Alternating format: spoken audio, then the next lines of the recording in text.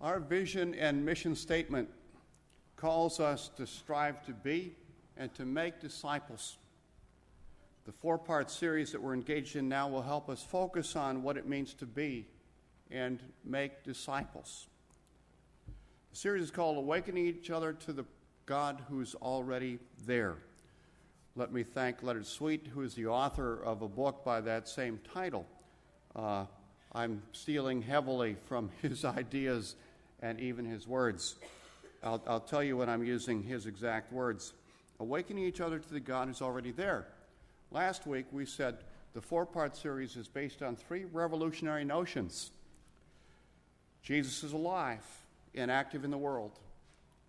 Followers of Jesus know Jesus well enough to recognize where he is alive and moving in our day. Our job, thirdly, is to nudge each other to wake up to the alive and acting Jesus and to the way God is alive and moving in the world. So we started last week to look at how Jesus is alive and active in the world. We decided that this is the first step of discipleship, where we begin to take Jesus seriously. If this is true of you, call yourself a newbie. You believe in the present tense of Jesus. You desire that Jesus is not a noun, but a verb in your life. At this stage, by taking Jesus seriously, you know that he's leaving his fingerprint all over. In this stage, we heighten our passion for Christ and we deepen our faithfulness to Christ by knowing Jesus is alive and active in the world, taking the first step of discipleship. There's a second step, and we started talking about that last week as well, where followers of Jesus know Jesus well enough to recognize where he's alive and moving in our day. We call that recognition. Call yourself a nodder if you're recognizing where Jesus is alive and moving today. Nodders investigate the fingerprints that Jesus leaves. Nodders put on what we might call Jesus goggles and investigate. A nodder says, yep, that was Jesus. That was Jesus. A nodder knows that God is always out there in front of us. We're always playing catch up. Why do you think Jesus' invitation was, follow me? We talked last week about 10 reasons, the top 10 reasons why people miss Jesus sightings. We saw that the disciples had a hard time recognizing Jesus at times, especially after the resurrection. And what's true for disciples then is also true for us disciples in the 21st century. So I ended last week by asking the question, what's it going to take to recognize the risen Lord, to become a tracker of God's ways, as Leonard Sweet calls it? We're going to talk about 4 practical habits that we can develop to become a tracker of God's ways. But first off, let me tell you a story. Leonard Sweet's father-in-law is named Gordon Rennie. Gordon Rennie. He's called Parpar, not Papa, not Grandpa, but Parpar by his grandkids. And he's got a hearing aid that occasionally emits brief, high-pitched squeals that can be heard by anybody in the room. All of us have experienced something along that nature. One day, Leonard Sweet's daughter was sitting next to Parpar at the table when his hearing aid started to beep. Surprised, she looked up at her grandfather and said, "Parpar, you've got mail." Friends, we've all got mail. God is trying to break through our lives and into our world, and we need to see the signs and hear the signals. But we don't always do that. Let me just prove it to you by playing this video.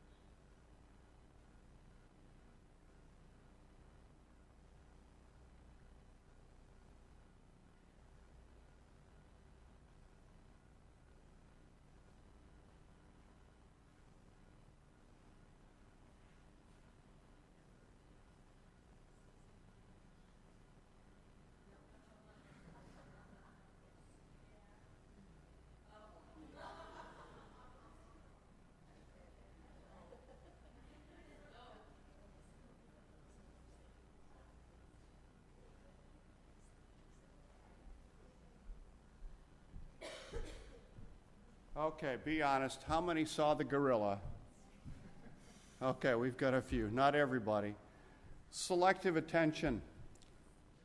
We don't always see what's there. What's it going to take to pay attention, as Jesus said in Matthew 24? What's it going to take to keep awake, as Jesus requested in Matthew 24? Here's how we can do it. 4 habits we need to develop. Show up, slow down, shut up and listen, and wake well. 4 habits. Okay? We're going to go through each one of those so that by the time we're finished this morning, you'll remember those 4. Say them with me, right? Show up, slow down, shut up and listen, and wake well.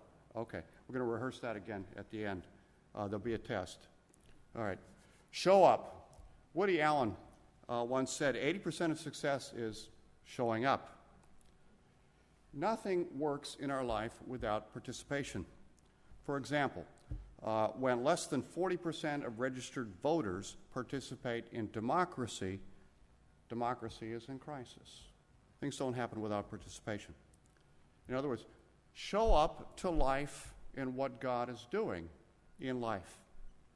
Jesus said in John 5, "My Father is always at his work to this very day, and I too am working." Show up and realize that God is at work and Jesus is at work in life. This is an invitation for us to participate in God's ongoing creativity in the world. Leonard Sweet says there are 3 things that we have to spend in life. We've got time, we've got money, and we've got attention. And the greatest of these is attention.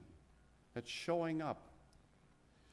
You know, those who have grandchildren especially need to learn that last one.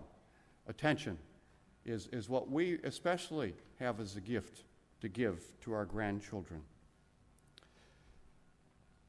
And you finally, I think, have grown up as an adult and grown up as a disciple of Jesus Christ when you realize that living life is not about getting attention, it's about giving attention.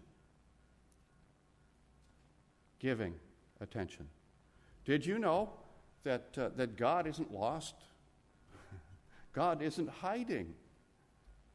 All we have to do is show up. Leonard Sweet again says, religious scholars talk about observant Jews, observant Muslims, but not observant Christians.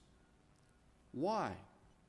Because Christianity is about observing rather than being observant. He says Christianity is less wrapped up in rituals and observances than it is in paying attention to what God is doing in the world so that we can beat a path to where Jesus is living his resurrected presence. Show up. Okay, slow down.